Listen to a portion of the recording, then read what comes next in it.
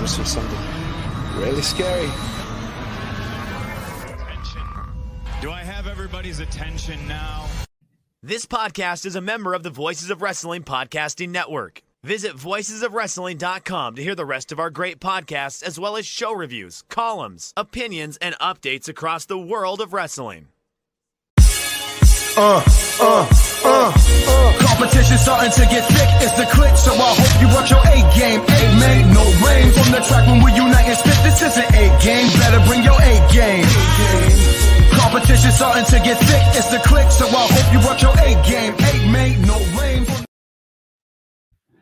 Dude, I had the show set up from overtime this past Monday. We did overtime for the Patreon, and that's the overtime intro that I had started with. And then like halfway through, I was like, why do I hear Bray? I was like, oh yeah, that's the overtime intro. So you guys got a little bit of a taste of our overtime intro. So yeah, my bad, everybody. My bad, Rich. I can hear Rich yelling at me, bro. Get the plug in there, dude. Come on now. First thing I thought of was when I came like, up, Rich is gonna be pissed at us again. Yeah, I was like, damn it, we're in trouble with Rich again. Yeah, welcome to the Mike and JD show. I'm your host, Mike Gilbert, and I'm joined as always by JD by God Oliva. How you doing, JD? I'm all right, man. Solid. I read a book this week that I absolutely loved that I told you I was going to sell you on the show. So let's hear it. I'm a comic book guy, right? Love comics, have since I was a kid. But I kind of fall in and out of the hobby, right? Sometimes I'm reading a bunch. Sometimes I'll go a couple years without reading any of them when I get tired of it. So DC is, I'm a DC kid at heart. Superman, Batman, that's that universe. So they had a series come out this summer called Absolute Power that I absolutely adored. It was great. Mark Waid back with DC. So they ended this whole thing with their universes kind of being splintered off, right? So they're starting a brand new universe in DC that everything can kind of start from issue 1. So everyone kind of get on the ground floor, but they're kind of reinventing who these heroes are. So of course they launch with Absolute Batman #1. And this is a completely different Batman than anything you might have thought of. First of all, this version of Batman is on all the steroids. Okay. He is a mountain of a man. And they don't say he's on steroids in the book, but if you were to look at him, you'd be like, this man looks like Brian Cage at 6'6". Yeah. Yoked Batman. Yoked Batman. Yes, exactly. Sean Tragedy knows stuff. This is the most yoked Batman I've ever seen. He also has the most overly yoked bat symbol you've ever seen. So this is a universe that is tainted, right? If you're into the comic lore, it's a universe that is influenced by Darkseid. That doesn't mean a damn thing if you read this book. So in this universe, Batman is not rich. He's just a guy. Bruce Wayne, his father was a teacher, and they were on a school trip to the zoo, and there was essentially a school shooting. Thomas Wayne saved all these kids and died. Well, at least he still dies. Like, I don't want to go too far from the story. Yeah. He still dies, and Batman is an orphan, kind of. He's raised in kind of an orphanage, it sounds like, with a bunch of his villains, right? With Killer Croc, they mentioned specifically in this, Penguin, Riddler, Catwoman. So those are like his childhood friends. And now there is a gang in Gotham City called the Party Animals. Something is up with these guys. We don't know what, but they're remarkably violent, and they're killing people all over the place for fun, and no one can do a thing. Mayor Jim Gordon has tried to stop them. He has failed. This is a failure until there is a problem, and Batman shows up and beats the ever-living shit out of these gangbangers. His ridiculous bat symbol, turns out, is an axe. He literally pulls an axe out of his chest and doesn't kill anyone, but he chops a lot of body parts up. And the whole time, Batman is being monitored by an assassin. And the assassin is supposed to take out this Batman, and he doesn't. And we find out the assassin's name is Alfred Pennyworth. Oh, the butler. The butler in the regular universe is a murderer, is an assassin in this one. And then we find out at the end of the book that Bruce Wayne's mother is actually still alive, and she's a social worker. And that's his weakness, as they say. And the book ends when you meet the overarching villain of the story, a man who takes things so seriously, a man who never smiles, a man who never laughs at anything, a man who cannot take a joke, and behind his back, his subordinates call him the Joker. Well, we got a whole new Batman universe coming out with DC. Now, is Swerve Strickland in this comic? Because I heard that he's in some of these now. It's possible. He hasn't shown up quite yet, but it is possible. Tony Storm did show up in some comic this week that I did not read. Absolute Wonder Woman comes out next week, and then Absolute Superman comes out shortly after that. It's a reinvention of these superheroes. It's offshoot of the regular universe, and I honestly, it's probably my favorite book I read this year. It's so damn good. I loved it. That's cool, man. That's cool. Highly recommend. That's pretty exciting because I think we've had so many twists and turns on Batman over the years, and it's kind of like all in the same like lore. Even like the new Amazon Prime show that they did, where they tried to make the villains more diverse. Like that was their whole thing. Like Penguin's a woman, you know what I mean? Mm-hmm. And like Harley Quinn is not from New York, doesn't have a New York accent. I believe she's an Asian lawyer. Right? Yeah. So doctor. So like they just tried to like kind of like do that whole thing. You know what I mean? And Amazon likes that stuff. So, but this, it's like they're kind of blowing everything up a little bit and just trying to make it a whole new deal. It's starting from scratch. Batman's in his 20s, right? He's a kid and he's just very, very angry. Right. And I like that. It's a different vibe to the universe. It's a more dangerous universe.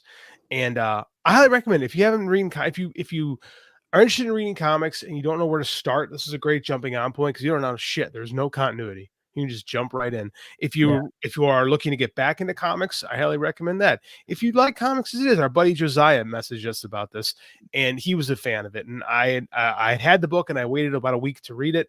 And I'm really glad that I did. It was freaking awesome, man. I loved it. It's going to be part of my collection from here on out. Can't wait to keep reading it. Highly recommend Absolute Batman.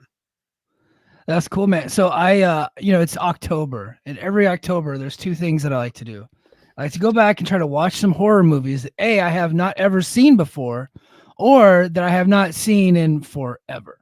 Right. And so I've been watching some of those, and I like to go back and watch Halloween Havoc. So I've watched Halloween Havoc 89, 90, and then of course, because I had my column come out earlier this week, my Hulk Hogan, Ric Flair, 30 years later column that I did, and I did a ton of research for that thing. So you fuckers, please go read it and tell me what you think.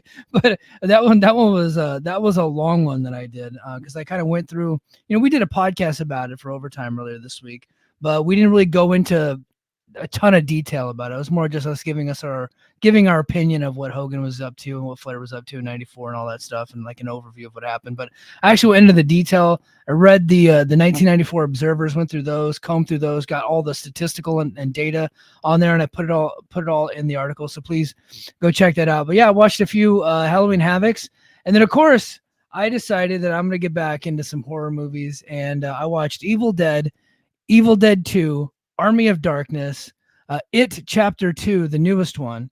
What did you think of It Chapter 2? I thought the first It, like of the first remake with the kids, I thought that one was better. I agree. I still liked this one. I agree. But I just found like Pennywise is the villain in it. But they never really confront him until like the end. You know what I mean? It's like he's just like a figment of their imagination. That was just kind of like, it's like, guys, just snap out of it. I just kept saying that, just fucking snap out of it. Like he's not there. Like, he's not there. So I kind of had that battle, but by the end of the movie, I was like hooked, and I thought it was a really good movie. So that's the source material, quite frankly. Yeah. And the book bobs and weaves in and out of the kid and adult stuff.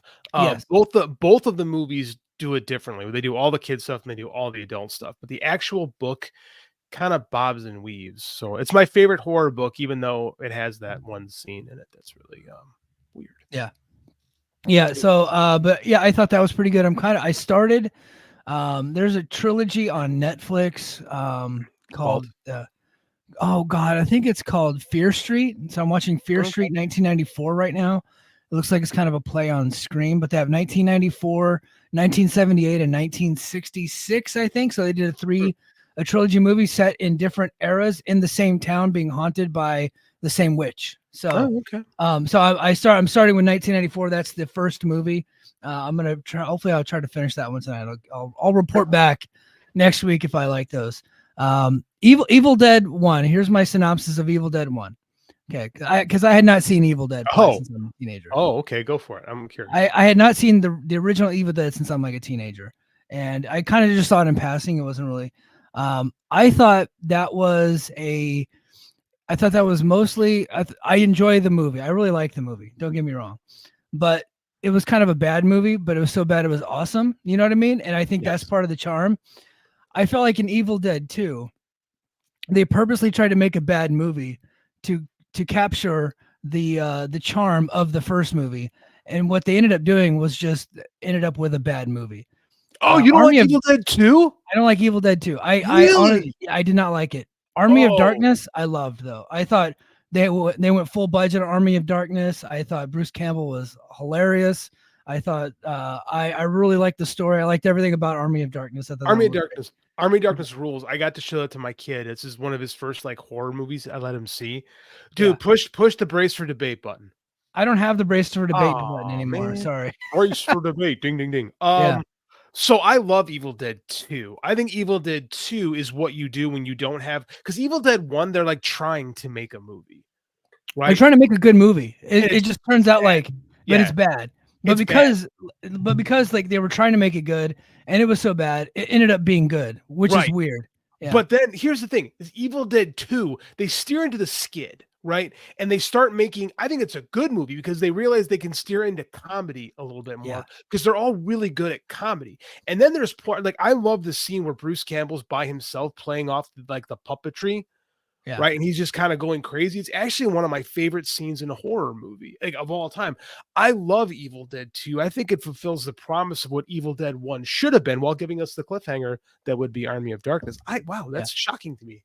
Yeah, I just after a while I got annoyed with it. To be honest with you, I did. And I'm a Bruce Campbell fan. Like, look, you're not going to get me to say a bad word about Briscoe County Jr. Like, what a show. Yeah. He ruled. Actually, I need to do a rewatch of that one coming up here soon. Oh, Patreon. Yeah, I'm on paternity leave, so I just need more shit to watch. So we should do a Briscoe County Jr. thing for the Patreon. I don't know if anybody would want to do that besides you and I. So yeah. No, nobody's gonna listen to that. Anyway, you guys. Sean Tragedy provides some context. Oh, Sean Tragedy. Fear Street is R.L. Stein. That is true. Fear Street is R.L. Stein, but it's more adultish than Goosebumps, clearly. So, yeah, I think the movies are rated R. So, I picked it up and then I was like, you know what? I don't have it in me tonight. I can't do another movie. So I just shut the iPad off and went to sleep. So, because I'm sleeping in the nursery. Wife has got both kids in the master bedroom. Dad's been kicked out to the nursery. Because all the son like. I'll be honest, all this kid does is sleep, eat, poop, and think about boobs all day. He's a real legend, if you ask me. But I have nothing that he wants. So I've been relegated to sleeping in the nursery with my computer and my iPad. Yeah, you don't start bonding with the kid until he's like 3-4 months old, right? That's when you get to start spending some quality time with him.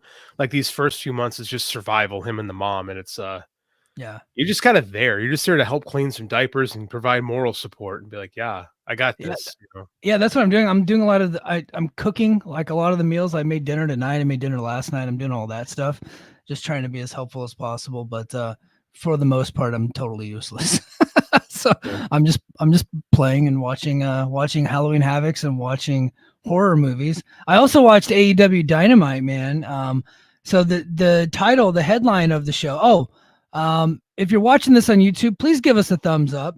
We'll greatly appreciate it. Also, make sure that you're a subscriber, regardless of which channel you're on. If you're on Voices of Wrestling or if you're on the Mike and JD Show, please do that and head over to patreon.com/the Mike and JD Show and plop down $5 to get a lot more of this content. We would greatly appreciate it. So the original headline of the show was AEW enters its NWO era. But I've been trying to get a hold of Ibou from WrestlePurists. I got a hold of him today, and he has agreed to come on to the show. If he did not come on to the show, I was just going to regurgitate all his scoops from his show earlier this week. But instead, I'm going to actually let him speak to some of those scoops. And then, of course, if you guys are in the chat and he's on, you guys can throw some questions his way, too. He said he could probably give me like 30 minutes. But he's trying to get off work and get home and get settled in. So we're looking at possibly towards the end of the show. So if he does come too late, then I'm going to let JD off the hook. JD's got an early wake-up call in the morning, and it's already late where he's at. And it'll just be me and Ibou shooting the shit right here on the Mike and JD Show. So stay tuned for that. Mike and Ibou show. Yeah. Mike and Ibou show. I kind of like that. But so yeah, AEW last night, I thought this was kind of like almost a reset for the company. I thought Wrestle Dream was a bit of a reset. Dynamite was, them trying to tell the story of what the TV show is going to look like going forward, and kind of planted the seeds for the top storylines through the end of the year. And I thought they did a really good job for the most part. And the original title is AEW Enters its NWO Era. And the NWO, the BCC, kind of doing reminiscent of 1996 Hall, Nash, and Hulk Hogan, man, with the way they're attacking the entire AEW roster. Yeah, I agree. It's probably my favorite episode of Dynamite in a long time, to be honest with you. I've raved about how much I like the Moxley character right now. I thought a lot of the online speculation that someone is manipulating Moxley has kind of been put to bed, which is good. Nobody should ever have to manipulate John Moxley, right? I love this. I love the end of Wrestle Dream. I thought the whole thing was great. I thought this was a really good. It was like a soft reboot to Dynamite. It felt like a new era. It felt a little bit more dangerous. It felt a little bit more interesting. Like, I like what the BCC is right now. I liked the NWO, but they're wearing white shirts, right? Except for Pac, who doesn't wear clothes. Like, they're like, it's not about branding, which I kind of dig. Like, and I think Moxley's got very interesting motivations as a heel. Like, he's like, the company has lost the way. We have to baptize this place in fire. We have to purify it. And I'm like, that's a cool villain. That's a cool villain trope. Like, it's not original, but it's kind of like Ra's al Ghul. I'm in my Batman mood, right? Ra's al Ghul is an eco-terrorist. He is going to save the planet by eliminating people, right? It's kind of where John Moxley is right now. And if you've watched AEW for last year, you can kind of go, yeah, I get where you're coming from. Wipe this whole thing out and start from scratch. Yeah. What do you say to the argument that it's not a good idea to have your top star going around telling everybody that the company sucks? I hear that. And I can understand that. At the same time, that's what the NWO did. Yeah. And that was a very successful storyline. The problem is you can't go to it too much. And the problem with the NWO storyline is that they never established that WCW was good. If the end result here is to establish that no, AEW has been saved and is in a better place, then it works. If the idea is AEW sucks and will continue to suck, I think you're in problems. Like, I think it all depends. I mean, he's the heel. Like, he is this top star, but he's a villain. We're not supposed to think that he's right. The problem with the NWO storyline is they were right, and they never got proven wrong. Right? So, I mean, that's what it comes down to. Like, your villains here, and I hate this. Like, if it's John Cena saying WWE sucks, that's a problem. But like him, like CM Punk's whole thing was saying WWF sucked, and it turned him into a huge baby face, right? Yeah. So I mean, like, and he was right at the time. He was right. But that's the thing, though, is like, this stuff can work. It can be pulled off if there's an idea and if there's a storyline going through to it. I saw someone say that. I heard RJ City's running this whole thing, and someone that was said Ibou, by the way. It was Ibou said that. Okay, yeah, I'm way out. I haven't been on Twitter in forever. I also heard, I was on Reddit today when I saw someone say that RJ City is clearly influenced by Heat with this storyline. Of Heat, right, Mike? The Michael Mann film, Pacino, De Niro. Yeah, I don't see it. Yeah, I don't see it at all right now. The Dark Knight, Heat. The Dark Knight, exactly. Dark Knight is 100% a Heat remake. Batman again. Which is also why I love it.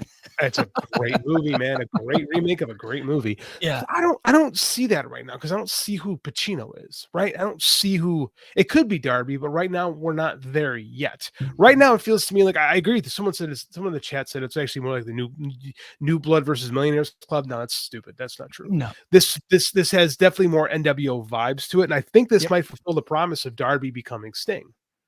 I think so, because if you listen closely, I don't think Excalibur is very good at his job. To be quite honest, I've never been a fan. There was a time I would have argued with you, but I've come to your line of thinking, and you are correct. I think the AEW announce crew is too busy popping each other, right? Especially if you like say you missed it last night because you're watching horror movies and baseball instead of Dynamite, which is what I did last night. But I got up this morning and I just went on the internet and I found a link to watch the show out of my garage. on my iPad while I worked out and I did some cleaning and stuff like that. I had my headphones in, so I was able to catch. And so like on some of the commercial breaks, it's just Nigel and Excalibur and Tony Schiavone like trying to make each other laugh. But anyway, at one point he said Darby has been nowhere to be found since what happened. Nobody can get a hold of him. Nobody knows what's going on with Darby. So they left that mystery out there, the mystery of Darby. The mystery of Darby is Sting, right? Like he is slowly transforming into Sting, which is, like you said, fulfilling the prophecy. I can absolutely see that. I like what I do. The BCC, I think is great. I think Moxley's doing the best work of his career. I think he's probably in the best shape of his career. That's like great. the guy looks great. And I think that had he done it with his soft body that he had like last year, might not have been as effective, but he's coming out there with his fucking muscles. It's like, okay, now he looks a bit more badass. And sorry, I know that's body shaming, but I don't give a fuck. Like, people with muscles tend to be more scary on television. I'm just the way it goes. We're talking about pro wrestlers here, man. Like, the body is part of it. And I think that's what I like about this too, is I think Moxley's got a different look. Yeah. Right. He's shaving his head now. He doesn't look like the same guy who was the AEW champion 3 other times before this. Right. There's a different vibe to him going right now. And I think the reset's been good for him. Like, this is, I think this is his Hollywood Hogan era. Like, this is intriguing to me. And I think that just because it's NWO influence doesn't mean it's a bad thing, because the NWO was UWF influenced. Yeah. Everything's influenced by something else, right? So you just take old ideas and you just kind of turn them into your own. That's just the way pro wrestling is. Well, it's not just pro wrestling, but all art. And here, I love this one. This isn't me. I forget who says this. All art is either an influence of or a rejection to whatever came before it. Yeah. Right. So Dadaism is a reaction to realism. Right. Surrealism, same thing. Like, modernism is a reaction to Dadaism because they got tired of the weird and went back to what's super regular. You know what I'm saying? Like, and pop art is a rejection of that. So all art kind of moves like that. And like, that's kind of what wrestling is too. It's like, we're going to take the kernel of the invasion storyline, right? And we're going to grow on it. So, I mean, and I like what it has to say. I like that, because I don't think you should say, I think you're lying to your audience if you tell AEW fans that everything is great and nothing's better. I mean, like, it's not the company it was 5 years ago. A lot of those good vibes are gone. So why lie? Why not rebuild? Right? Why not try to do something different? I don't hate it at all. You say, well, perception is reality. Well, perception is reality. There isn't good perception right now. So what are you going to do about it? You're going to continue lying about it, or are you going to do something about it? I like doing something about it. Yeah, and I like that the heel is like you were saying, if it were the babyface saying that the company sucks, then it probably wouldn't work. But in the WWF, or WWE, sorry, I've been watching a lot of old shit. The WWE, it worked to CM Punk as the babyface saying the WWE sucked because Vince McMahon and Triple H were heels on television. CM Punk like, wasn't the heel or wasn't the babyface at the start of that. Remember, he was feuding with John Cena. He was supposed to be the heel, but everybody went, he's right. He's right. And it turned him babyface, and he came back and he was a real babyface like after that. But it also helped his cause that Triple H and Vince McMahon had been heels for so long on television. And now they're like total babyfaces on TV, and that's kind of part of their appeal. But so I think I really enjoyed what they did last night. I think the only problem I have so far, like they killed Danielson, and the only people coming out as far as baby faces go to fight them are like mid-carders and like lower end guys, right? And it just shows you kind of how weak the babyface side of the house is in AEW, because Will Ospreay is not coming out to fight those guys. He's worried about Kyle Fletcher, right? He's got his own other thing. So we get, Daniel Garcia, who's great, obviously, but not a top guy. We get Orange Cassidy, lower mid card, can be upper mid card guy. Private Party, okay, top flight. I'm trying to think of an actual top guy babyface. Darby didn't come out because Darby's doing his own thing, but they don't have Lex Luger and Randy Savage in this company. Yeah, but Randy Savage was taken out, right? So I mean, it was just Lex Luger. Like the NWO, when you look back on those old W shows, they're beating up mid-carders. Yeah, but they had no top baby faces to fight against. I'm talking about BCC has no top baby faces to fight against right now. I mean, like Luger, I guess you can make the argument for Luger because Savage disappears very quickly into that and everything, and they start feuding with the Horsemen, and the Horsemen have always been like pseudo heels. Right, but they turned babyface during the NWO thing, and that's I thought that was not right away. Not right away. Like we're 1 week into this thing. Like I think we need to they're still in the establishing period of what this really is right now. And like, I don't want Ospreay is doing his own thing right now. Like he's off. He loves the company though. And John Moxley is saying, if anybody that works for this company doesn't like what we're doing, we're here. Ospreay doesn't care. Well, Ospreay's got his own problems to worry about right now. He's got Don Callis' whole crew that wants to kill him as well. You got to take care. You got to take care of your own house before you start worrying about what your neighbors are doing. AEW is his house. I'm also applying. I'm applying logic to an illogical situation, obviously. But devil's advocate. I mean, I guess I hear what you're saying, but I mean, like if he wasn't involved in anything, I'd be like, okay, sure. But I mean, like he does have his own problems going on with the other major heel group going on right now. So, and I think we're setting up the Elite to do something. Oh man. So that was my next topic. The Elite are a bunch of cuckolds. Like they were the top heels in the company, and they just sat there looking like geeks while the BCC looks so fucking cool and badass. And you got the Jackson boys, silly asses with their hair dye and their stupid outfits. And you got Okada out there, one of the greatest wrestlers of all time, who's a one-note joke in the company right now, looking like geeks, standing there watching the BCC look like the baddest motherfuckers on the planet. It was weird, but it also was like, yeah, you guys just got alphaed for your top heel spot. Get the fuck out. I think that was by design.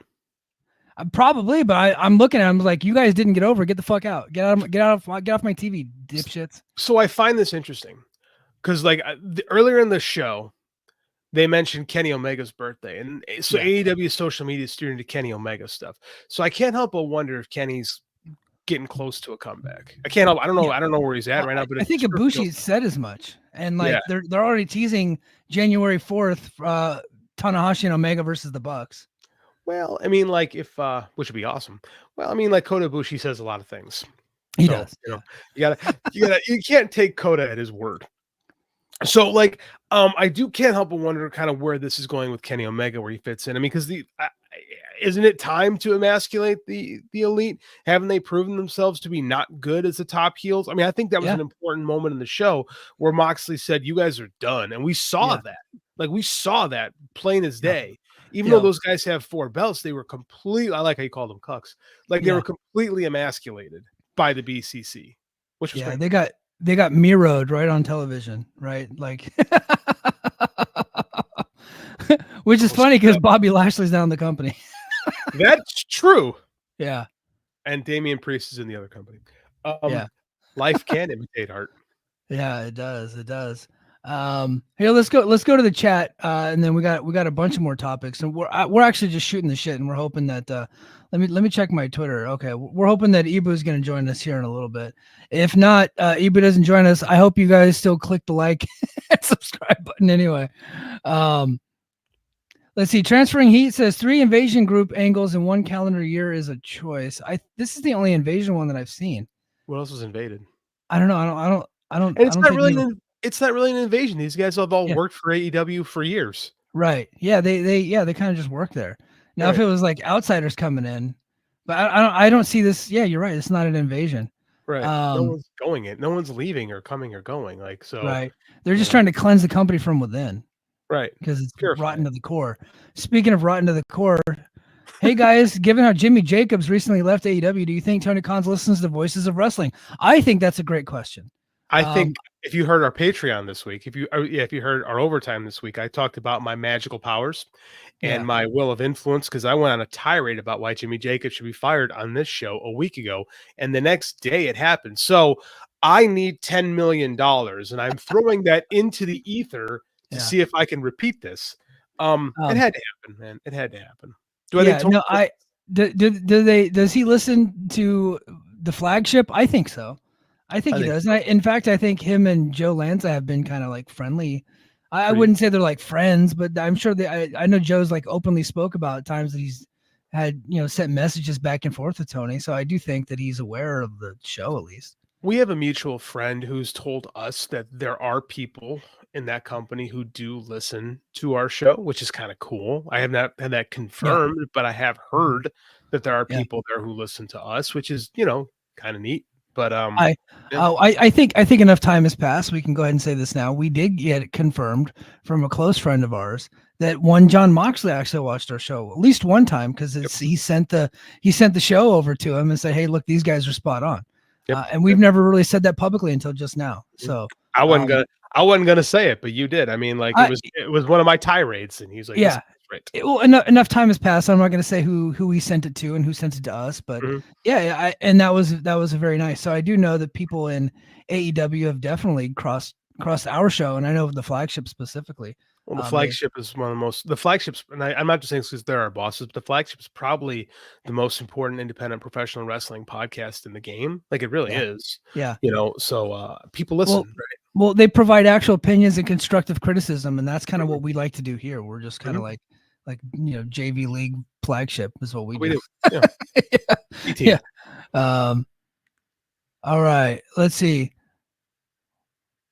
Io says, I do see Darby. I think he means eventually winning the big one. Yeah, so do I. I think so too. I think this is. I do. I think they're going to do Hogan Sting, but they're going to do it right because they saw what happened. I think Tony would like to stick a Derek Bischoff and do a better version. I don't know if that's going to be reality, but I think that's where the story ends. And I want to kick him. I don't want that to happen for another 6 months down. Like do that at like All In or something like that. Like I just don't want it to happen now. DJ Premier BZ says the BBC suck. Hey, sir, put that in your Google that and see what happens to your Google if you put in the BBC suck. That might destroy your algorithm for the rest of time. Yeah, I mean, I do know like some of their shows, like Planet Earth, from BBC in the UK, is a pretty good show. I think. Yeah. BBC in the UK. See, Google that. See what you come up with there. Yeah. No pad, no pencil says this angle is going to get AEW back to its roots with long-term booking. I think so, and I think that's been kind of the word around the company is right now is that they're a bit more organized, and that this show that they had last night had been already written out for a couple of days, which is something that hasn't happened in a while. They've been changing it up until like last minute, but this show had already been written and approved and organized way ahead of time. So I think we might kind of like be on the right track. One of the things that Ibou said on his podcast, and we're going to hopefully get a chance to talk to him tonight, said that Jimmy Jacobs left and they just promoted somebody from within. He wouldn't reveal who that was. And that right now things are kind of like everybody's on the same page, going in the right direction. So hopefully things get better from here. Who knows? I think you and I both know who that is, who got promoted. I don't want to say nothing. I don't want to speculate. Yeah.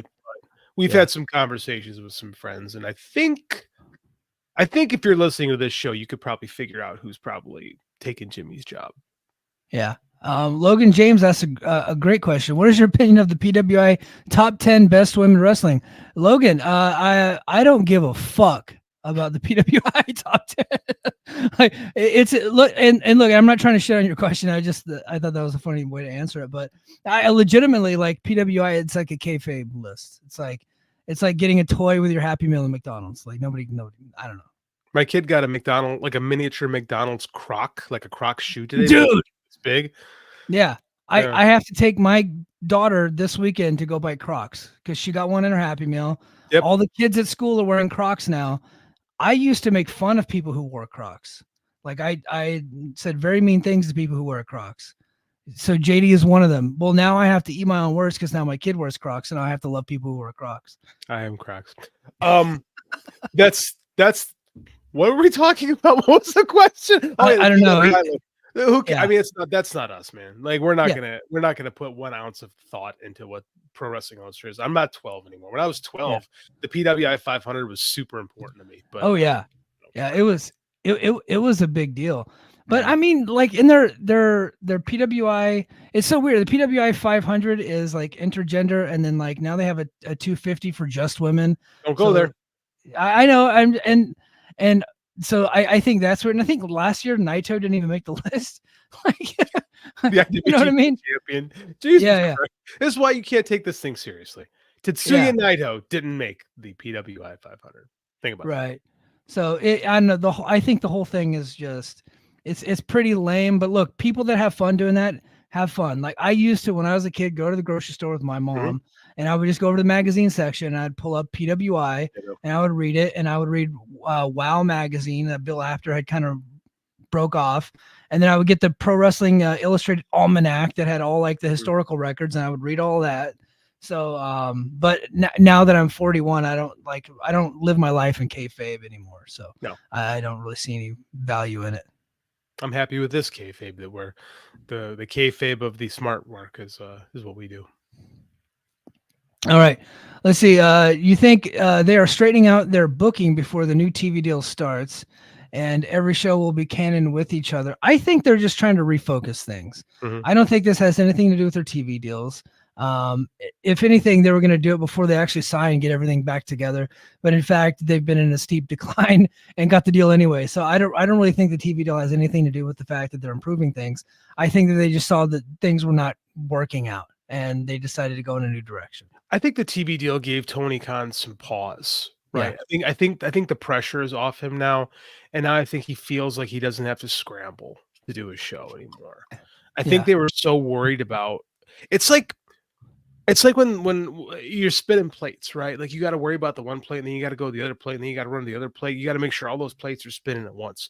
And I think now that the plates fallen off and broken, you can just worry about the one, and just really focus on the one plate. So I think that I think that there's more focus because they don't have to worry about ratings anymore, because they really don't. Because once they put the show on Max, once they live stream the show to Max, then those ratings don't mean shit. Yeah, Dave Meltzer said that they would still mean shit because that's where the bulk of their money's coming from, and they still have to make them happy. But it's not going to be as a big a deal as it once was. I know we can say that, but I mean, in reality, by simulcasting the show on Max, you are cutting off your nose. So you don't cut off your nose to spite your face. So you don't really give a shit what your face looks like. Like, I know they can say that, and the bulk of the money comes from this and whatever, but I mean, if they're going to live stream the show at the same time, simulcast the show, it's going to go down. I'm never going to watch that stupid TBS app again. I fucking hate that thing. Yeah, me too. I actually canceled Paramount Plus. Thankfully, at the same time, my daughter told me that Paw Patrol is for toddlers and she doesn't like it anymore. I was like, thank God. It's a hard moment when your kid starts leaving behind things. And I know. I was a little sad to lose Paw Patrol. We're keeping Paramount Plus until Frasier, the new Frasier season is done. We're big Frasier fans over here. Yeah, I wanted to keep it because the new season of Dexter's coming on, and I was going to watch that. But I never watched Dexter. I loved Dexter. It got me through my first deployment, and then they came out with the new season a couple years ago. Now they're doing like an origin story, so I'm all in on Dexter again. But I can find other ways to get that. So I know you can. Yeah. I'm not that worried about it. So but I have canceled Paramount Plus. And I'm going to put those resources towards getting HBO Max back because my wife's cousin canceled her subscription like a jerk right before she asked to borrow my truck. She borrowed it and then canceled it. I was like, what the hell? What the fuck? Yeah. I felt that way about my brother's Netflix subscription, which he canceled it right as my son wanted to start watching One Piece. If you know what One Piece is, God help you. Yeah, no, I thankfully we haven't bridged that one yet. So that's anime. So I don't think you're gonna have that experience. No, my daughter on Netflix, she likes Gabby's Dollhouse. That's like her deal. So, we're watching anime now. It's a show with 1,000 episodes, Mike. Yeah. So hold on, just one more. Let's see. Everything Pro Wrestling. I was disappointed by people crapping on this Dynamite. Like one week, people want long-term booking. I think this Dynamite wasn't the most exciting thing. It was them setting the table for what's about to come. Mm-hmm. That's exactly what it was. It's episode 1. So, but I think everybody wanted, probably 5-star matches and a bunch of different angles. When really, they're just setting the direction going forward. This is reality. What anyone posts on Twitter isn't real, and you can't take the temperature of anybody because you ask 10 people, they think you're going to get 9 different answers, right? You're lucky if 2 people agree. So, like, what I mean, like, and that's the problem with AEW's fan base is they don't know who to serve all the time because there's some people that just want 5-star matches. There's some people that want like old school booking. There's some people that want sports entertainment, and for too long they've been trying to serve all of those fans. instead of really just creating AEW fans and figuring out what AEW fans like and like saying, this is what we are. You know, I think for too long, they've been too focused on trying to be all things to all people and be the 3-ring circus. Well, there's another company that does that and they do it better than you. So just be you. Yeah. So next topic I wanted to get into, because I think it was a Fightful Select reported earlier this week that Jonathan Gresham, his contract with TNA is coming up due. We already know that Josh Alexander's contract is coming up due, I think in February or March timeframe.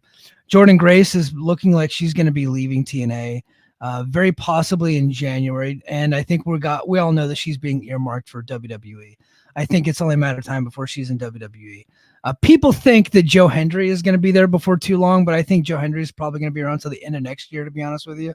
So I think he'll probably be there through the end of 2025 or towards the end of 2025. So I wouldn't worry too much about that.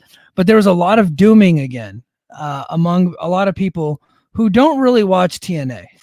so it happens like 2 or 3 times a year, because contracts will come up due and then like, oh, well, how is TNA ever going to financially recover from this? You know, like earlier this year, Scott D'Amore got fired and then they lost the Motor City Machine Guns. And then subsequently they ended up having some of the best houses that they've ever done, the best pay-per-views they've ever done. Now it looks like very possibly Jordan Grace, I'm gonna go ahead and say she's out. I'm gonna go ahead and put very possible Jonathan Gresham and Josh Alexander are out. Very possible. I'm not saying they are. I'm just saying it's possible. So what I want everybody to do is to relax. We don't like, even if they do leave, people leave this company every 6 months. This roster refreshes all the time. Most of their deals are very short-term deals anyway, by design, because they're constantly refreshing it. That's just what they do. Hold on, I've had the wrong thing up this whole time. But that's just what they do. So I guess my question to JD is, do you think that, say Jonathan Gresham does leave, and I think it's a very real possibility because I don't think he's really contributed a lot to TNA to begin with. Surprisingly. They just don't know what to do with him, which is weird because Delirious is on the creative team. And you think if anybody out there that could do something with Jonathan Gresham, it would be the guy that made him the world champion, right? Did you watch those Ring of Honor shows? I didn't watch the weekly shows, but I watched their bigger shows, and I was always really impressed by Jonathan Gresham as the champ. He didn't win the championship like the very end, but I liked the foundation. I thought that was a cool character. I thought that was a cool group, and I liked when he won the title. I loved that match. That was really cool. Yeah, matches. I mean, you weren't watching the weekly TV was really bad. That's the thing about old Ring of Honors. TV really was bad. For a good chunk of Ring of Honor's existence, their TV show was not good. It was not week-to-week storytelling. It was not typical American. It was just good matches. So that's why, like, I crapped on Delirious on our old show specifically many, many times as a booker. Yeah. Now, here's the thing, like you were talking about before. I'm going to address this first. TNA fans, you ever that line in the Avengers, right, where Bruce Banner says that's the key to being the Hulk because he's always angry? TNA fans live in a constant state of chaos, and they're used to it. Like, you can always tell the people who don't follow TNA, because they're the ones who are like, oh, man, things are getting bad. TNA fans are like, oh, whatever, it's what we do. Yeah. You know, they don't care. They're remarkably loyal. They're going to watch whoever's on the show. They're going to be 20 people you've never heard of in TNA next year, and they're still going to watch the show. So, yeah. It's fine. Do I think now? What was the question about Jonathan Gresham? Where do I think he's going to go, or do I think what? No? Do we think the AEW will take him back after? No, I don't. Actually. You don't think so? Because I felt like he did a pretty good job of getting out there in the media and kind of taking ownership of what happened, and then going so far as to say, "Look, I've actually sought out therapy. I've apologized. I'm trying to move forward, trying to be a better guy. All this and that." As far as I know, he hasn't had any incidents in TNA. TNA just didn't know what to do with the guy because he's very much just like a good match guy. I think he's hard to program because like he's small and he doesn't have a ton of personality. True. And his matches are very grapple based. And like sometimes that doesn't work well on TV wrestling. Pay-per-view wrestling, pretty good, but like week to week TV wrestling, trickier. I think Jonathan Gresham is a very hard guy to program in an American television company. And I think he's got a better chance of following his wife, to be quite frank. I think we have a better chance of seeing Jonathan Gresham in NXT. I could see that.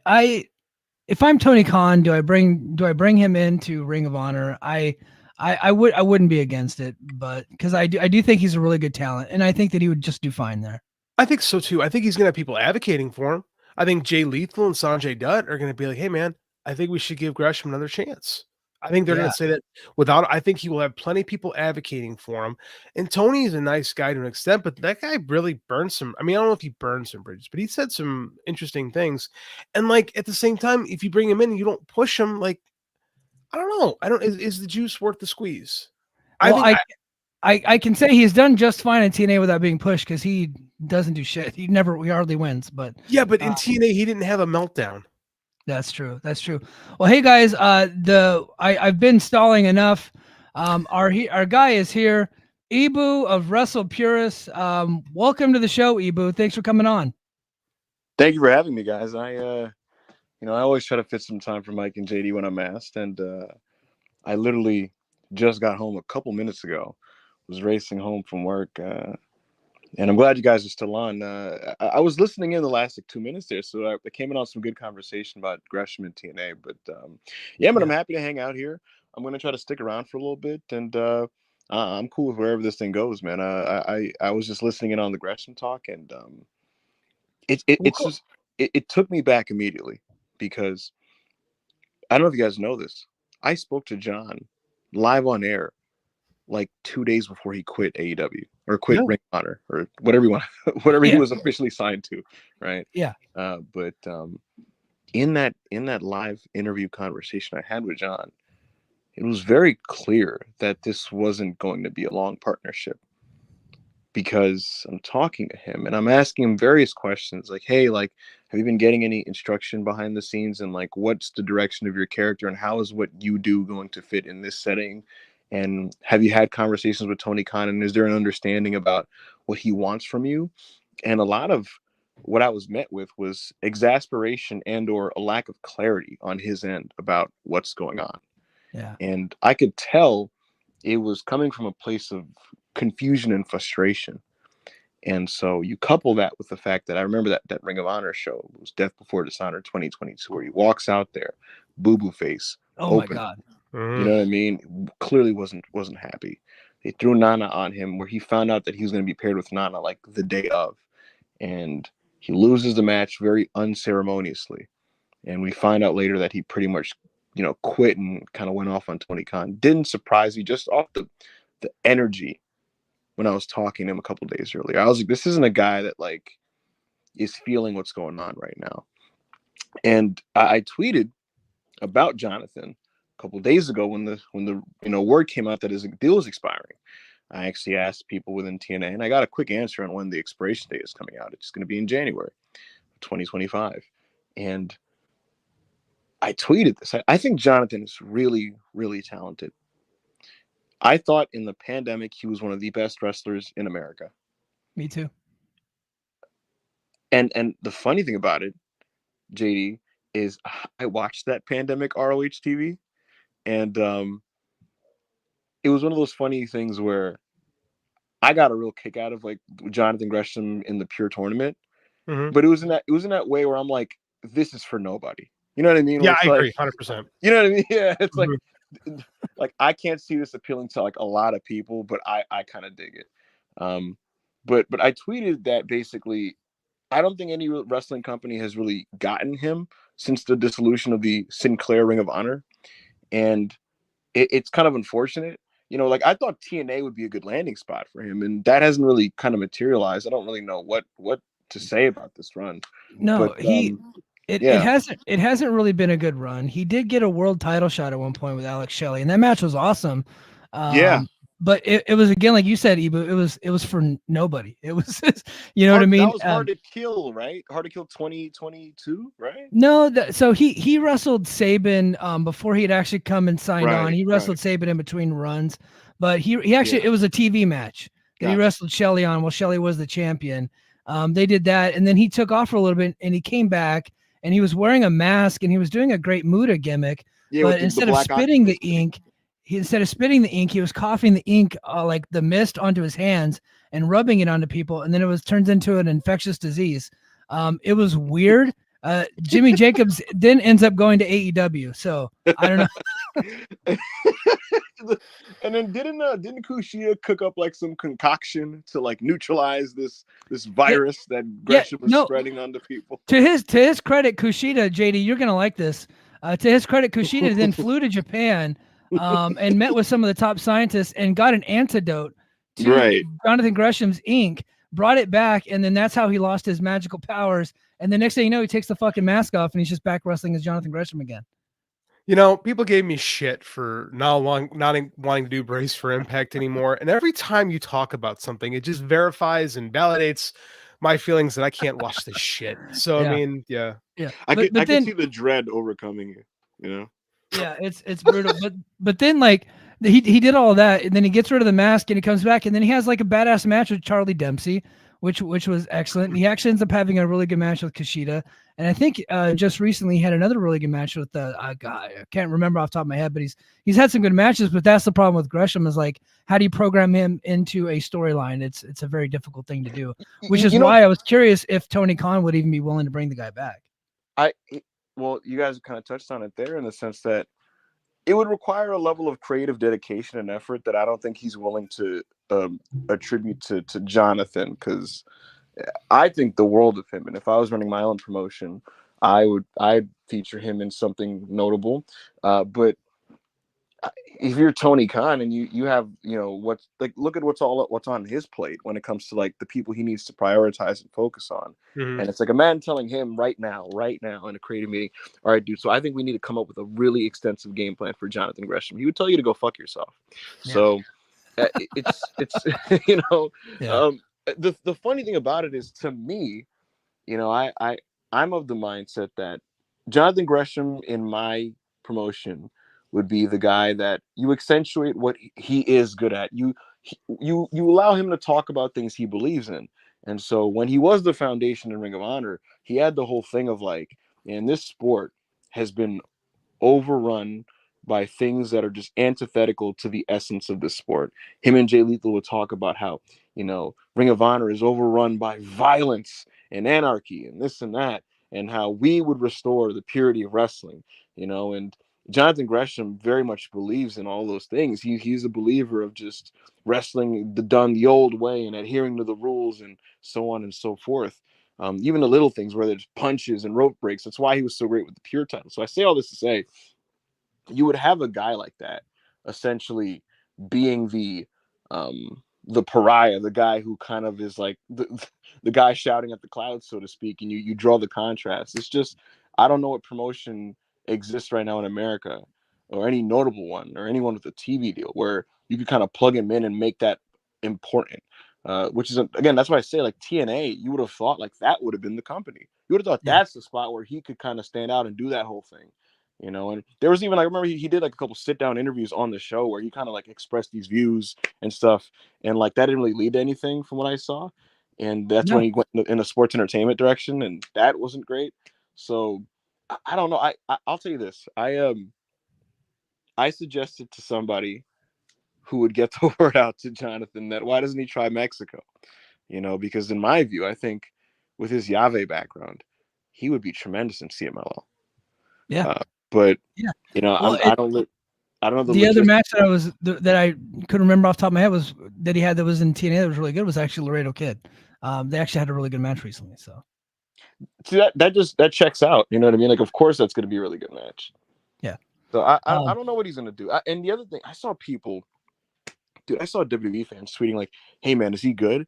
And I could tell what the line of thinking was, because they were going to try to psych themselves up for a WWE Jonathan Gresham run. And in my head, I'm like, dude, you don't want that. You know what I mean? Like, you really don't want that. That's like, he's way too short. He doesn't like. He'd be swimming upstream over there the entire time. It's just, it would be a bad marriage from the start. The only thing I think of is he goes over with Jordan and he does some player coach stuff in NXT. Yeah. Well, and he's actually currently with it. This is weird, JD. You'll get a kick out of this. Jonathan Gresham is actually booking Memphis right now. And he's booking Memphis, and he's in a feud with Jay Lethal. I'm actually going to want to check that out because I thought their matches in Ring of Honor were pretty good. So I think I want to check out what Jonathan Gresham's booking in Memphis with Jay Lethal. Just had a 1986 flashback when you were saying that. That's fascinating. Yeah. Ibou, I had another topic that I wanted to discuss, but somebody just dropped a super chat here. No. So I'm gonna go ahead and lay this on you. I'll say this immediately. Appreciate the support in the live chat, and I mean, while I'm here, if you guys want to ask me questions, feel free to just ask them or send super chats or whatever. You know what I mean? Yeah. I'm actually curious about this one because I've heard something too about this topic, and I'm curious to hear what you have to say about it. JD, I think you already know the answer to this. I do know the answer to this. Yes. Yeah. Has Ibou heard anything about Kevin Owens re-signing with WWE? I know the answer to this, but I'm curious to hear what Ibou has to say. That's interesting. I've spoken with people within WWE throughout the last week or two about a number of things. Nobody could give me a straight answer on Kevin, but I have my own personal assumption, and that assumption is that he's staying. The fact of the matter is I'll put it to you this way. There's only one fork in the road that would halt his re-signing, but it's not a big enough fork to make him turn down what's going to be likely a $5 million a year contract. The money going around in wrestling right now is insane, and he was already on a great deal. So that's getting up. He's probably going to make around $5 million a year, and this I'd anticipate is maybe his second to last wrestling contract of his career. So it's all about, you know what I mean, securing the family's future, and he's one of the great utility players in the business right now. So Ibou, I think you're right on that one. I have a pretty good feeling. I'm not going to report it because I don't report shit, but I have a pretty good you're feeling in a lucky he is position, staying. Dude, isn't it so great to hear things and not have to have the burden of like your name attached to it on an aggregation, and then like dipshits on the quotes just being like, "Who the fuck is Mike Gilbert? No, who the fuck is Mike Gilbert?" You know. Oh, we have heard that on this occasion. That's wrong. I have heard that. So. Yeah, because so I did have like a couple of stories, but I don't know what I'm doing. I just talk shit on a podcast, and like it did get aggregated, and I had so many people attacking me, like, you don't know what the fuck you're talking, and it turned out like I can't remember what the story. It was like a very minor story, but you'll find out if you keep breaking TNA scoops. Those guys are vicious sometimes, man. They come after me. That's insane, and it's just funny because like you read what people say, and they'll be like, "Man, these fucking journalists." I'm like, dude, I just have a microphone, man. I'm not. Yeah. I'm not, like, bro, I've never taken a journalism class in my life. I'm not ever going to. Dude, I'm not Adam Schefter, bro. Like I'm not. You know. That is funny because I do because I've been doing some like blogs on our Patreon, just kind of like fun stuff for like our audience, and I do some aggregation stuff on there, and the top 3 people that I'm actually aggregating from as far as news goes, it's Dave Meltzer, Sean Ross Sapp, and it's Ibou, man, and you've really carved a niche out for yourself with what you're doing. You've worked really hard. You've cultivated some really good sources. And the stories and the stuff that you come out with then often gets like not clarified, but like, double stamped and triple stamped by Dave and by Sean. So you're kind of like right up there with them, man. So that's kudos to you. I appreciate that. And it's funny because this is never, I never asked for this, I don't think anybody wakes up and they're like, man, I want to be a wrestling scoopster. And like, another thing is there are a lot of people that play wrestling scoopster and they like the feeling of it in the cloud, but I actually genuinely don't. I always like to say on like my shows is I'm just a guy that people in the business happen to speak to. And it's not like a primary source of income or anything like that, but it is cool that, to get the cosigns or the corroborations from like the people that like actually leading the top of this field. And I think the reason why I've been able to do that, and I tweeted this to be honest, as a transparent word of advice for other people trying to engage in this, is the key is it's not that hard, to be honest with you guys, to like find 1 to 2. Once you get to a certain level, it's not hard to find 1 to 2 guys that'll talk to you and tell you things, right? But the key is, you'll get those guys who will break a story. They'll just run into something. They'll break a story. And you're like, holy shit, maybe this new guy I never heard of is legit. But then what'll happen is, their page or their following will grow so fast from that, right? And they like the feeling of that.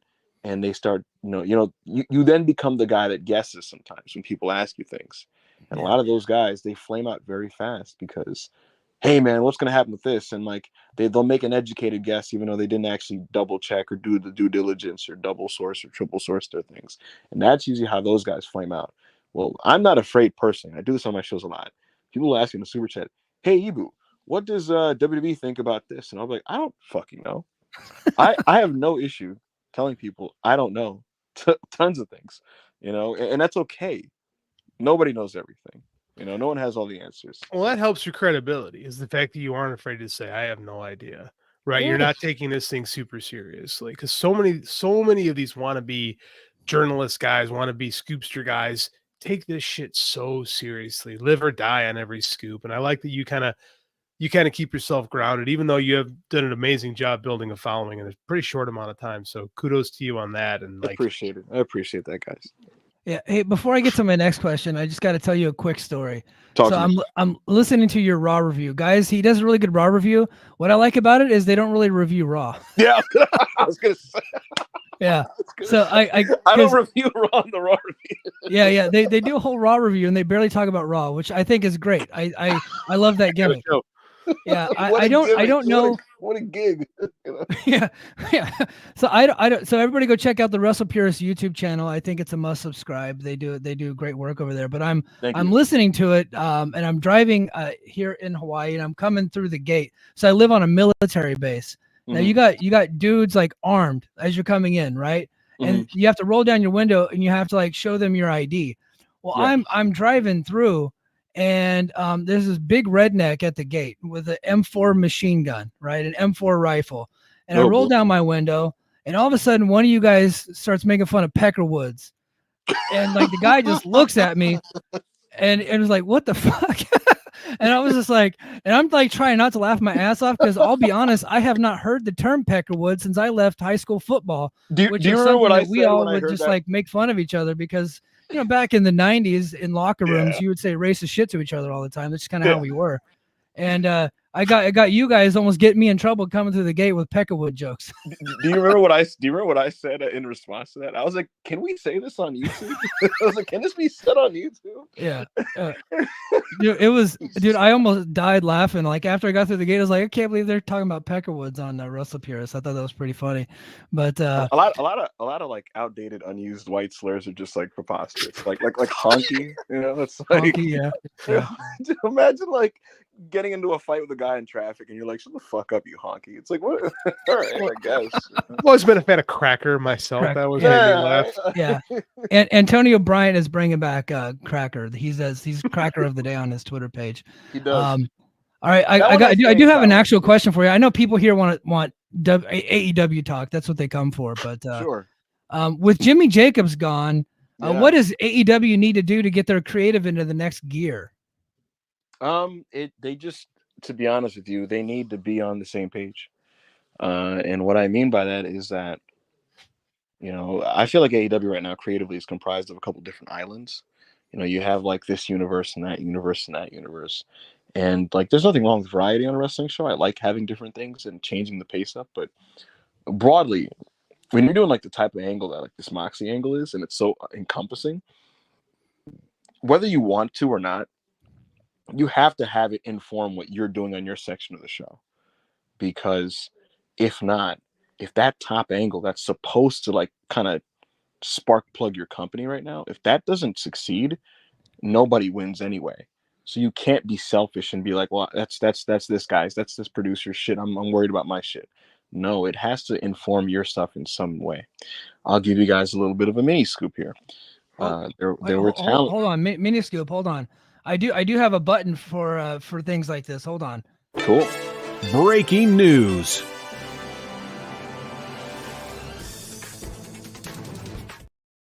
Sorry, I had to show off the new button. Go ahead. Should recreate that thing. It says Brace for Impact still. Oh, that was awesome. Yeah. So like there were talent at TV that had planned pre-tapes that were stressing what I was stressing throughout this morning on Twitter, which is essentially, hey, this has to affect what we have in some way. So we should like rewrite this or change this so to reflect that. And that's like pretty vague terms, but I hope you guys get what I mean by that. Like, because here's the thing, even if you're not directly fighting with John Moxley, if John Moxley is targeting your whole company, then he's coming for you at some point. And at the end of the day, he is terrorizing your place of business, your place of work. And that should affect you or make you mad, or you should have some type of feeling on that. There should be some type of response, some type of acknowledgement verbally. So getting the creative on track, it's just everyone has to buy in, everyone has to lock in. And this John thing really has to be nailed. If this thing fucking sucks the way that like the Elite takeover did like a couple months ago, that's another setback, to be completely honest with you. That's the thing with taking a big swing. When you take a big swing like that, if it doesn't land, like you also hurt yourself too, I think. 100%. So that has to land, and you have to take the necessary measures to make it land, which means that it has to inform other parts of the show. There has to be this overarching bleak sense of just unease across the show. And the way I explained it on Twitter was basically AEW, the promotion, is going to run Dynamite business as usual. However, in spite of the show being presented as normal, there should be this weird tension going around like the locker room when like the talent are being spoken to by Renee or Katie or whoever the talking head is. There has to be the feeling of unease that like maybe this match is going to get interrupted, and the baby faces should always be seen almost strategizing or having a backup plan to make sure that doesn't happen. I also wrote that right now, the premise is basically the faces are fighting on behalf of the soul of AEW, and John Moxley's trying to remake the promotion that he finds unrecognizable. That's totally fine. That's a good premise. The thing is, by week 5, 6, 7, unless you develop that and develop the individuals within it, it's going to get tedious and boring. You know what I mean? Like the individuals have to have some distinguishing factors within this conflict that separate them, because otherwise it's like, what's the difference between Darius Martin to Andretti or one of the private party guys? They're all just gonna be faceless, a jobber adjacent dudes getting their asses kicked by Marina Shafir and Claudio Castagnoli. And in every good war movie or war story, right? To make you care when half of these characters fucking die at the end of the movie. They establish interpersonal dynamics and create little mini plots within the people so that like they're like they're more fleshed out. You know what I'm saying? So that has to be nailed, and that's just for the John stuff. That's beyond like all the basic criticism stuff that we've been saying for the longest time, like being consistent with people's follow-ups, consistent with pushes, and just broadly having a plan. If you adhere to a plan and set out to it, it makes your creative much, much easier. But if the shows come off like they've been changing direction week to week to week, like it really felt like during the Wrestle Dream build, then you're going to run into the same issues. I agree 100% from a storytelling perspective. Like we talked about how this BCC storyline has some NWO vibes to it. Just like you talked about, like when you watch those WCWs from '96 when the NWO first came in, it was like a dark cloud that hung over the show, right? And it did permeate all the storylines. And they did, like you said, like it went from what's next, like what are these guys doing, to the story of well, who's going to join them? And then it became like, okay, well, what's Sting going to do? And for the first year of that storyline, it progressed and it moved, and they allowed it to change and grow, and it kept viewers interested. The problem is after year 1, it shit the bed and they didn't know what to do with it. So I agree with you 100%. Like this has to be the overarching storyline of the company right now, and everything has to reflect and kind of revolve around it. Like John Moxley is the sun at this point, and everything's got to move around him in some way, shape, or form. And to ignore it is literally to put it in a different planet right now. Mm-hmm. The other thing is just, again, because the reason why I say it has to inform other parts of the show is if you don't have that, it's going to just trivialize the conflict, because if other major characters don't give a shit about what John's doing, then it's like any other wrestling storyline. Then it's just, that's the guy that comes out for his segment to fight the guys he's fighting. And how does that make that stand out any more from any other angle?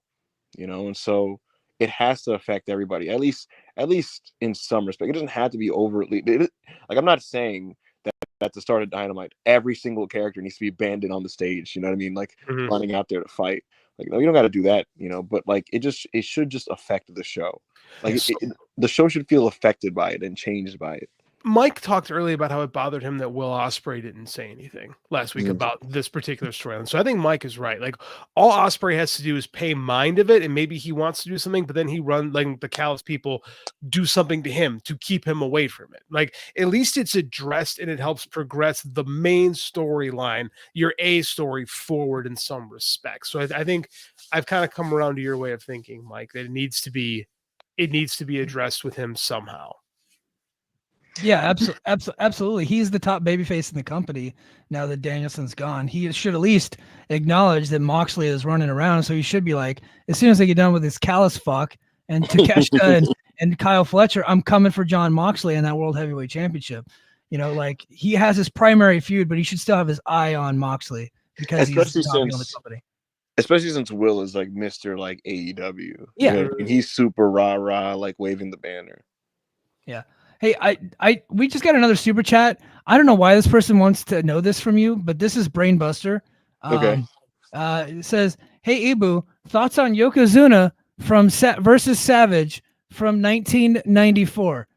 Brainbuster rules. He super chats on our shows, and okay. What I like about Brainbuster is he breaks up the monotony of like really like dull, like annoying questions I'll get on like my show sometimes. Like, people like, "Hey Ibou, like, what are your thoughts on, like, I don't know, just like something like really, hey, do you have an update on Garcia's contract?" And I'll be like, "Well, yeah, the update is that there is no update." You know, and then like you'll get like that a bunch, and then like Brainbuster will pop in and be like, "So who do you think was a better top guy in All Japan, like Tenryu or like Jumbo?" And I'm like, "Oh man, I thought, you know, I kind of preferred Tenryu, but Jumbo was like the guy," and da da da. You know, so I do like Brainbuster. Yeah. The match you mentioned here, Yokozuna and Randy Savage, I haven't seen it in a long time, but I vaguely remember it being like one of I vaguely remember it being very good and Savage's last strong WWF match, and like notably better than his WrestleMania 10 match against, I think it was Crush.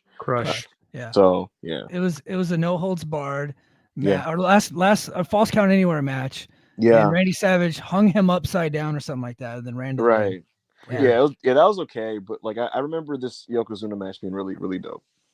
I remember always thinking of Savage and Yokozuna because they were the last two people in the '93 Royal Rumble, and Right. Savage hits the elbow from off the top and then tries to pin Yokozuna in a Royal Rumble. And then it's cool because Yoko flips off, but it's like, why did Savage, like, Savage has been in how many of these things and he just forgets the rules all of a sudden? That always bothered me. What a beast. Yeah. Hey, you tweeted earlier this week that you think you didn't say this exact word, so I want to tell everybody that I'm paraphrasing here. I didn't actually go back and pull up the tweet, but you kind of said that you think that there's going to be a Josh Alexander bidding war next year. Yes, what did you mean by that? And do you have any insight on what's going to happen with him? Yeah, so Josh Alexander, his deal is up next year. Yeah. And it was not his decision to stay this additional year in TNA this year. TNA exercised their right to hold him for the option year. Yeah, an option year, yeah. Yeah, he very much was, prior to the exercising of that, he very much was looking forward to seeing what was out there. And it wasn't a situation like, man, fuck TNA. I hate this place. I got to get out of here. And I want to go to this place specifically. It wasn't even that. It was just a case of, based on how I understood it from the people I spoke to, it was a case of just Josh wanted to just know what the market was for him financially. He wanted to know what type of money was out there for him, and was just looking to see what that type of offer was going to be. And so we followed this up now for 2025. And I spoke to people in wrestling just about TNA in general, and the feeling within the industry is that the departures of Jordan Grace and Josh Alexander specifically are all but guaranteed. And that TNA was vaguely aware of this, and that they were already kind of like looking to just divert those assets financially in other spots, and that they accepted because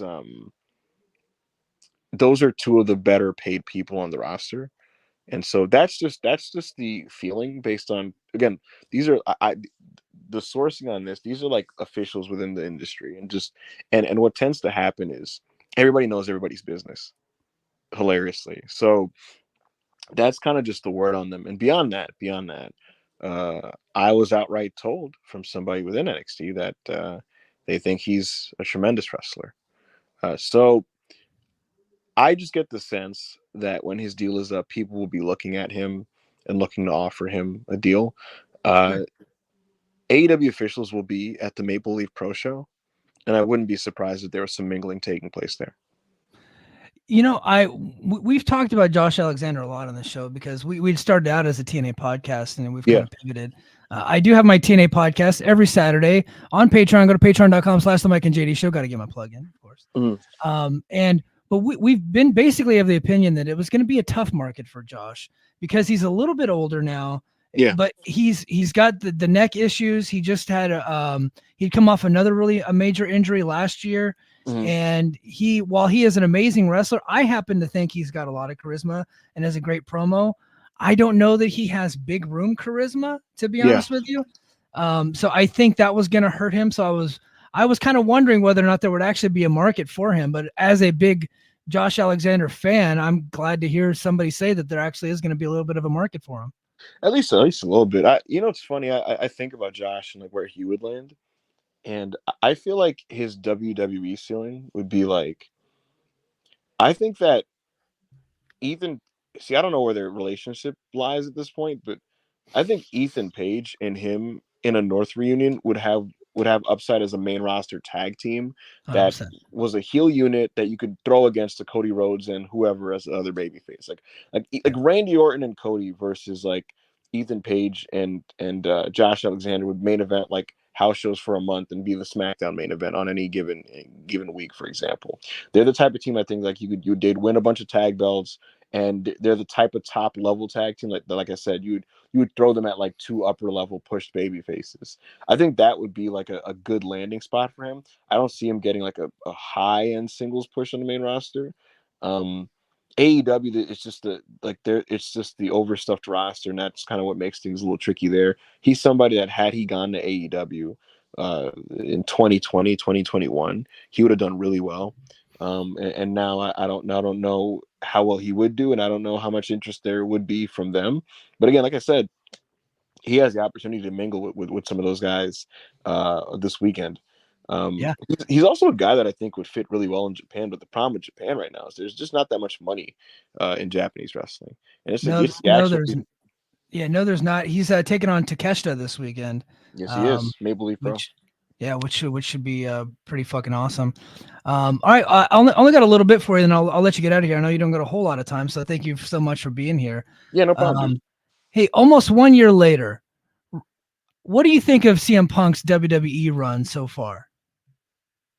That's interesting. It's funny. I thought the opening few weeks were like Twilight Zone shit. Like it was really fucking weird. Yeah. It was just very, very jarring. Nothing about it felt like correct. He comes into the new setting, and it was hard to really like believe what was happening. I feel like he didn't get his feet wet, and like they didn't really fully marry what he was to what they were doing, if that makes any sense. And so it was just kind of like uncanny is the best way to describe it. He's doing the stuff with Shawn Michaels on the NXT show, and he's cutting the promos with the weird haircut and calling, WWE his home. It was just very weird and very jarring.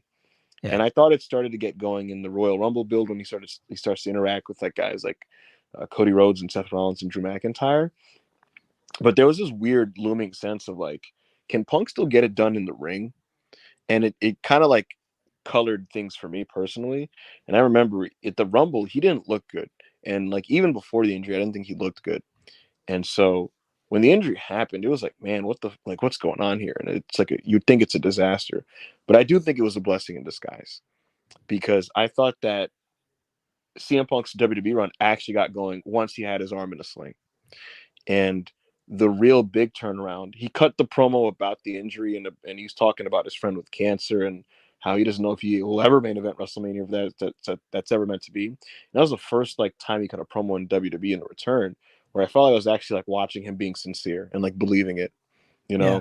And then from there, that's when you started getting in the stuff where Drew McIntyre is trolling him and fucking with him.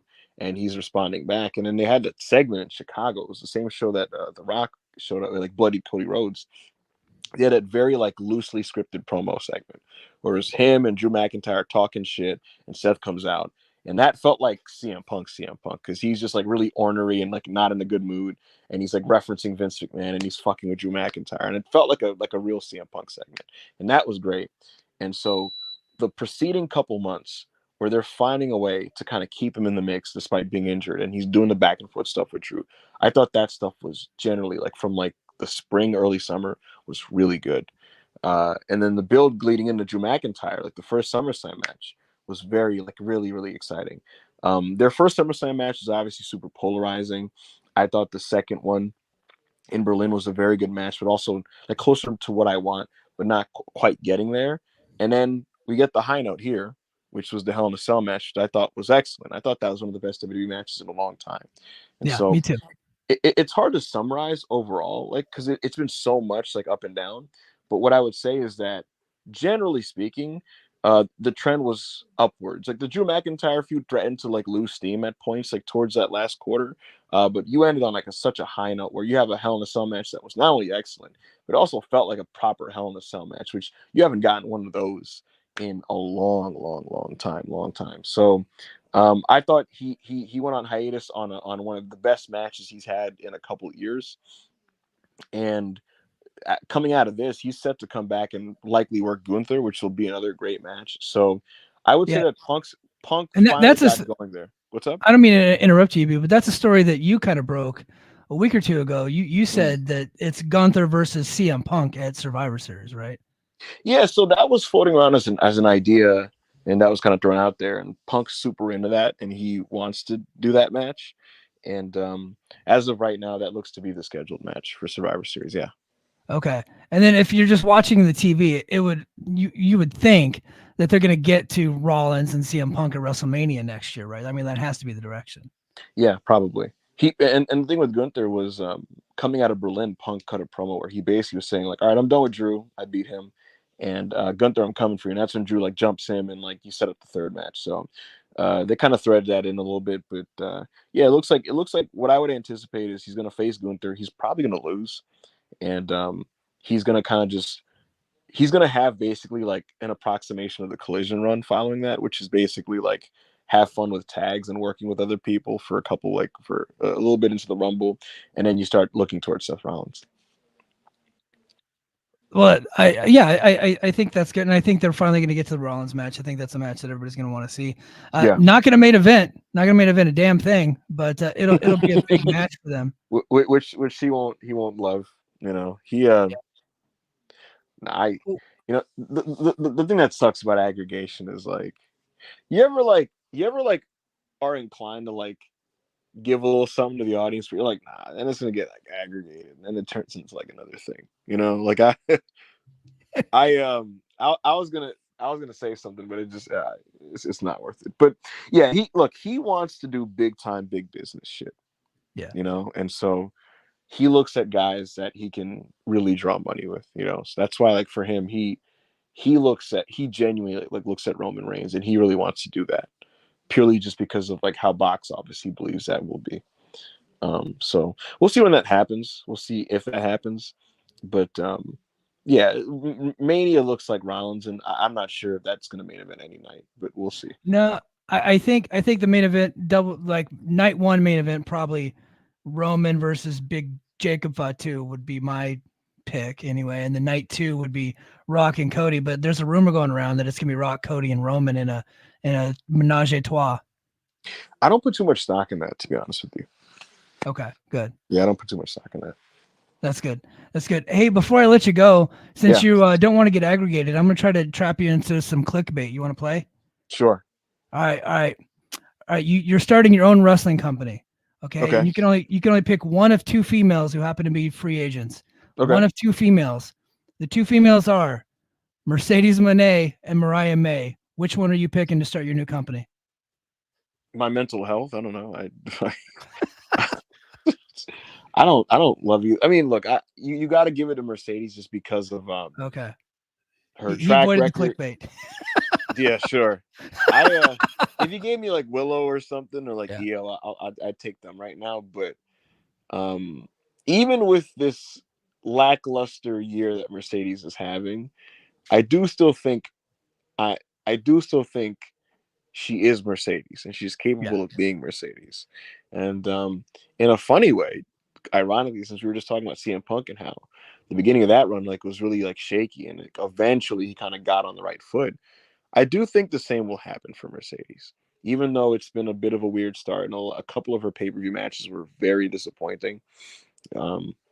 I'd still like to think there's enough signs there to believe that we're gonna circle back to this in 5 months and say, yeah, she's really like getting going now. And I don't mean that from like a business moving standpoint. Like I think that maybe like we're past that because of like how it was handled upon arrival. But just from the standpoint of like her producing great high-end work that is befitting of someone of her caliber and her reputation, I do think she'll be able to get back to that. I do too. I would say it's been a bit disappointing. But I did feel that the women carried All In, the build to All In.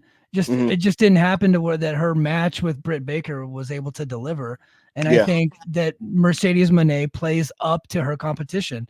Like when her opponent is really good, she's really good too. You see that when she's in there with Willow and other folks like that. But when she's in there with somebody that's like Britt Baker, who I don't want to say is like terrible or anything, but she's, she's not like a 5-star type of worker. She's not going to do all of that. So Mercedes Moné is only as good as her opponent is. Well, the weird thing is, I thought she in WWE, I thought she was someone who could like have good matches with outright bad wrestlers. I remember she had a match with Carmella in the pandemic. I think it was TLC 2020, where it was like outrageously good. Given like it was like no disrespect to Carmella, but just like with Britt Baker, it's like she's not that type of wrestler, and they had a very good match. And so I think if there's one thing I learned in this AEW run is she no longer has the ability to do that, where you just throw someone at her who's just like all right, and like they're gonna like make chicken salad out of chicken shit. She can't really do that. But I do think she's somebody that can still have a very good match with a very good wrestler. It kind of reminds me of how Dave Meltzer used to talk about Ric Flair and how Ric Flair would describe himself, because Ric Flair was the type of guy that in 1989 he could work a broomstick.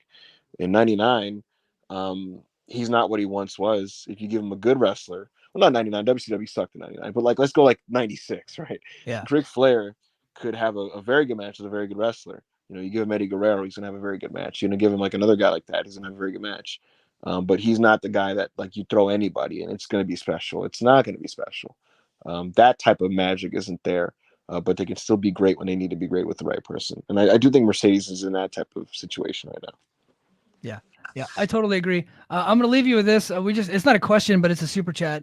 It says for AEW, I think they need to build their roster around MJF and Swerve. Those are their two biggest stars, in my opinion, bigger than Ospreay, Moxley, or Cole. I don't know that they're bigger stars. I think they're very good. But I don't know you need to build the entire company around them. Moxley's done better business than both Swerve and MJF. I'll just leave it at that.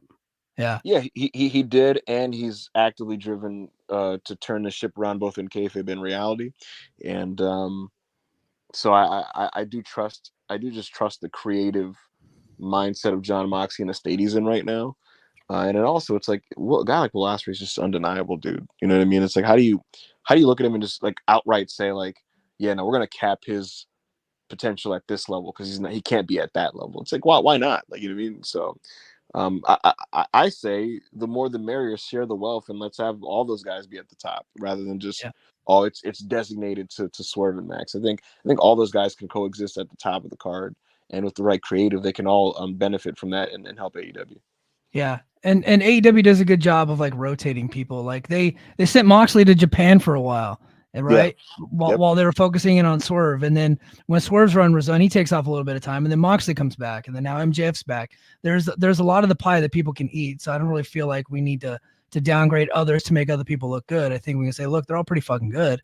But if you ask it for my money, Moxley has probably been their most reliable star. And MJF was a box office failure. Unfortunately, that run just didn't quite work out. So I would say if I had to pick between Moxley and MJF, I'm going to go with the guy that's probably done a little bit better business for me. That's what I would say. Mm-hmm. Yeah, but go ahead. I'm sorry. Go ahead. No, I was just gonna say. I mean, that's totally fair. I'd also like to shout out like Hangman Page. I mean, Yeah. the turnaround he's made with this character like this summer was tremendous, and I hope they keep the momentum up with that. I think they're threatening to kind of like cool that down a bit, and I hope not, because where he was just in the summertime, and going into like All Out Chicago, you're looking at one of the best characters in wrestling, and so I hope they kind of keep the ball rolling on that. And I think Hangman Page could be somebody that can really help them. Yeah, so do I. Ibou, man, I really appreciate you being here. You gave me more than 30 minutes that you promised me, so thank you so much for staying longer. You're always welcome here on the Mike and JD show, so thank you so much. And thank you for all the hard work that you're putting in, because guys like JD and I, who don't really break news, we just talk about the news that you break. That's a big help to our podcast. We appreciate it. Listen, I'm happy to provide that for you guys, and I appreciate you guys. You guys are like way too nice to me, but I'm down to come on anytime if I'm able to, and I had fun here. So of course I'm going to extend it a little past the time because I was having a good time. Yeah. Everybody go follow Ibou. If you're not already a follower, go to @BackupHangman, and then go to the WrestlePurists YouTube channel. You just Google or search in WrestlePurists, and you guys got like 3 or 4 shows a week on there now, right? Yeah, and with me specifically, I do the Monday WrestlePurists Worldwide show where we talk about the weekend stuff, and that's usually where you'll likely get like just like all around the world information and coverage. I do the Raw review on Tuesdays where I don't review Raw, but I answer a lot of super chat questions and give a lot of information and laugh with my friends, and then we do Dynamite reviews on Thursday. So listen, subscribe to the channel. And you'll usually catch me on the channel twice a week. So definitely do that if you're someone in the audience that's unfamiliar. And if you don't follow me on Twitter, follow me @BackupHangman. Please don't harass me. And I usually do a space a week where we just fuck around and have fun. So guys, thanks so much for having me. Thank you, man. Thank you to the audience for being so kind. So appreciate all you guys. Yeah, we appreciate you. And that's going to do it for us this week. And until next time. Mahalo. Competition starting to get thick, it's the click, so I hope you brought your A game. Made no rain from the track when we unite and spit. This isn't A game, better bring your A game. Competition starting to get thick, it's the click.